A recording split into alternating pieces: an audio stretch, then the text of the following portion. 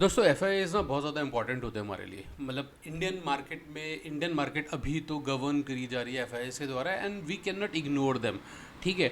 और आज की इस वीडियो में हम आपके साथ एफ की एक्टिविटी को ही ट्रैक कर रहे हैं और उसी को ही पूरा डाइजेस्ट करेंगे, ढंग से देखेंगे, समझेंगे कि क्या एफ ने एक्टिविटीज़ करी है। तो दोस्तोदोस्तों बने रहिए हमारे साथ। स्वागत है आपका स्टॉक युक्ति यूट्यूब चैनल पर। और आज की इस वीडियो में हम बात करने जा रहे हैं अप्रैल और मई में एफ के फुटप्रिंट्स को थोड़ा सा ट्रैक करने की हम कोशिश कर रहे हैं। तो आइए दोस्तों शुरू करते हैं। तो सबसे पहले शुरू करने से पहले मैं आपको एक डेटा दिखाना चाहता हूँ। एक वेबसाइट है दोस्तों, रिसर्च 360, और इस डेटा के हिसाब से ना जरा यहाँ से देखते हैं कि अप्रैल में क्या हुआ है। तो अप्रैल में ना मार्केट अच्छी रही थी, मतलब अच्छा रिटर्न रहा था। और आप देख सकते हैं कि यहाँ पे मार्केट में एफ से ज़्यादातर ग्रीन में ही दिख रहा है, मतलब उन्होंने पैसा डाला ही है। ठीक है।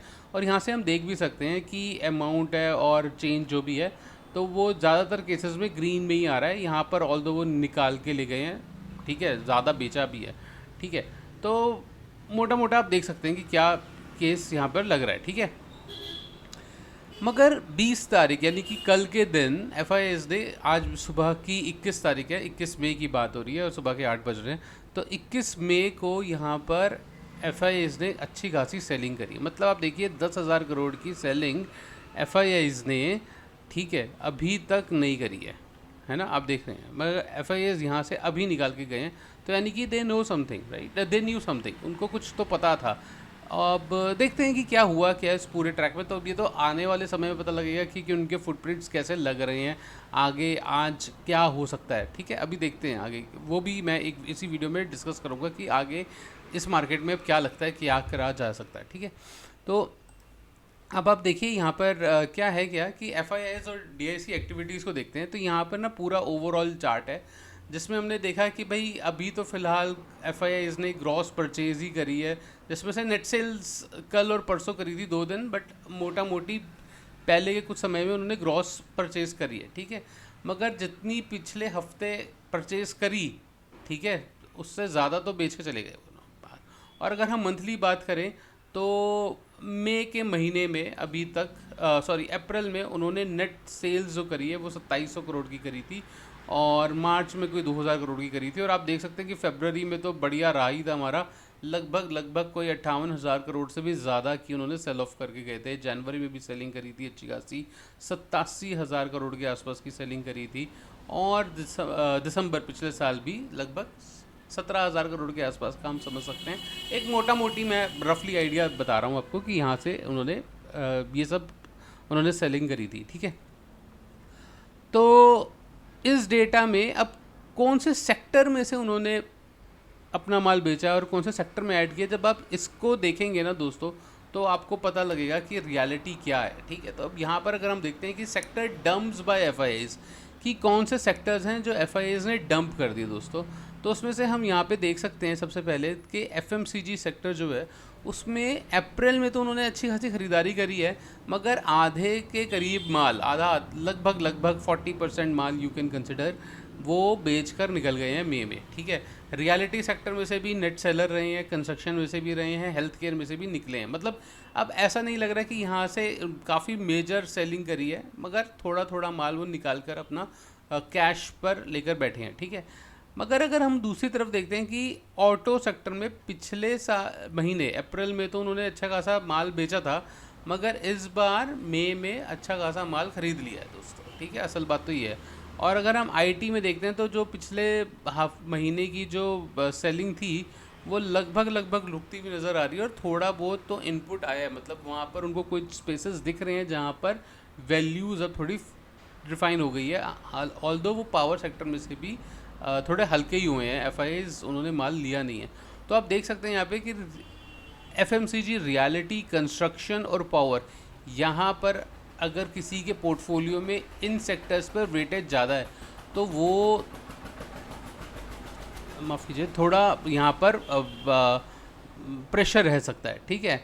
अगले अगर हम बात करते हैं कि कहाँ पर उन्होंने नेट खरीदारी करी है, तो अगर हम देखें कि ख़रीदारी इतनी एग्रेसिव नहीं है जितनी अप्रैल के महीने में थी, जैसे कि फॉर एग्जांपल अप्रैल में फाइनेंशियल सर्विसेज में से हम देख सकते हैं कि मैसिव लगभग मोटा मोटी आंकड़ा मैं बता रहा हूँ 23,000 करोड़ के आसपास की फाइनेंशियल सर्विस में से उन्होंने ख़रीदारी करी थी। वहीं इस बार ये आंकड़ा जो है वो 4700 करोड़ के आसपास ही है। इसी तरह से आप कैपिटल गुड्स भी देख सकते हैं। ऑयल एंड गैस, हमने कल ही वीडियो भी बनाई है ऑयल एंड गैस की, आप ज़रूर देखिए अगर आपने वो वीडियो मिस कर दी है, अभी तक नहीं देखी है तो। और साथ ही साथ कंज्यूमर सर्विसेज और टेलीकॉम और केमिकल सेक्टर्स में से भी अब उन्हें कुछ वैल्यूज़ दिखने लगी हैं और उन्होंने नेट ऐड ऑन किए केमिकल सेक्टर्स में से भी, ठीक है।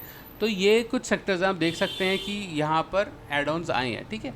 तो अब हमारे क्या इनपुट्स हैं इस पर, ठीक है, हम इस पर क्या इनपुट्स दे रहे हैं और किन सेक्टर्स को आपको वॉच करना चाहिए, तो आइए उस पर डिस्कस करते हैं। तो जियोजीत फाइनेंशियल्स एक कंपनी है दोस्तों, एक ब्रोकर कंपनी है और एक टिमकन इंडिया कैपिटल सेक्टर से है। टेलीकॉम से हम लोगों ने इंडस टावर और केमिकल से विनाती को हम लोगों ने ऑलरेडी पिक किया हुआ है। तो मैं आपको डिस्क्लेमर देना चाहता हूँ कि ये स्टॉक्स हमारे पोर्टफोलियो में हो सकते हैं दोस्तों, तो कृपया करके हमारे इस वीडियो के आधार पर आप पोजीशन मत बनाइएगा कृपया करके, ठीक है। तो आइए देखते हैं इसके चार्ट्स को। तो दोस्तों पहली कंपनी जो है ना वो जियोजीत फाइनेंशियल्स है। अब आप देखिए यहाँ पर ये कितनी ज़्यादा करेक्ट हो चुकी है ना। अब मैं अगर इसको मंथली चार्ट के आसपास लगाऊँ तो आप देखेंगे कि मंथली पर तो ये लगभग करेक्ट हो ही चुकी है। अब ये जगह लेने लायक है नहीं है, वो आपका सेटअप बताएगा, ठीक है। आप अपने सेटअप के हिसाब से इस पर ट्रेड कीजिएगा, हमको इसमें लेवल्स नहीं दे रहे हैं। मगर अब यहाँ से हल्का कूल डाउन हो जाए ऐसा भी मुमकिन है, ठीक है। ऐसा पॉसिबल है कि भाई जियोजीत में थोड़ा सा आपको क्या बोलते हैं थोड़ी सी करेक्शन देखने को मिले। अब करेक्शन किस हिसाब से कितनी करेक्शन देखने को मिल सकती है, तो दोस्तों आप देख सकते हैं कि एक अच्छी खासी यहाँ से कैंडल सेलिंग कैंडल्स आ रही है। अब हो सकता है ये इस लेवल पर आकर रुक जाए, ठीक है। तो आप देखिए आपका सेटअप क्या बोलता है कि भाई कौन सी जगह पर कहाँ तक आप इसमें से किस प्राइस पर आप इसमें से देख सकते हैं। मगर आप इसको कंसिडर कर सकते हैं, एक अच्छा स्टॉक है। अगला स्टॉक है दोस्तों टिमकेन, बहुत ही बेहतरीन स्टॉक है। अच्छा, अगर मैं रिटर्न की बात करूँ कि भाई मार्च से अब तक इसने कितना रिटर्न दे दिया है, तो यहाँ से दोस्तों 44% तक का रिटर्न ये 2 महीने में दे चुकी है स्टॉक, है ना। तो सही रिटर्न है ना, 44% का, इट्स अ गुड रिटर्न। अगला स्टॉक देखते हैं दोस्तों टिमकेन इंडिया, ठीक है। तो टिमकेन को अगर हम देखें तो सेम केस, अब ये हमारे पोर्टफोलियो पे है, ऑल दोस्त पे मैंने अभी तक वीडियो बनाई नहीं है, तो इसको भी अब आप कंसिडर कर सकते हैं, ठीक है। कि भाई अब यहाँ पे भी आप देखेंगे कि सेलिंग तो दिख रही है साफ तौर पे, मतलब इस लेवल पर घुसना तो सही बात नहीं है ना। और आपको सेलिंग दिख रही है, ठीक है। और ज़रूरी नहीं वो 2700 पे भी रुक जाए, ठीक है। हो सकता है ये भी कवर हो जाए पूरा का पूरा, ये जो भी एंगल थे। तो मतलब आप अपने सेटअप के हिसाब से देखिए, अभी मैं इसको कंसिडर नहीं कर रहा हूँ, ठीक है। मगर इसको थोड़ा सा वेट तो करना ही चाहिए अभी इस टाइम पर। ठीक इसी तरह से एक और अगली कंपनी है दोस्तों इंडस टावर। अब अच्छा, टिमकेन ने कितना रिटर्न दिया है, तो टिमकेन ने यहाँ अप्रैल से अभी तक दोस्तों अपना टॉप जो बनाया था 45% का रिटर्न टिमकेन ने भी दे दिया, ठीक है, 2 महीनों में। उसके बाद अगला स्टॉक है हमारा इंडस टावर। तो अगर हम इंडस टावर को देखें तो यहाँ पर भी एक बढ़िया reverse head and shoulder pattern की फॉर्मेशन बनती हुई दिख रही है, अच्छे नीचे कब्स दिख रहे हैं, ठीक है। थोड़ा सा कूल डाउन हो सकता है तो आप इसको फोकस कर सकते हैं दोबारा, आप भी इसको अपने लेवल पे। बट ऑल दो इंडस टावर मेरे को काफ़ी सही जोन पर ये स्टॉक जो है दिख रहा है। बट नेचुरल सी बात है, थोड़ी सी करेक्शन तो आएगी, ठीक है।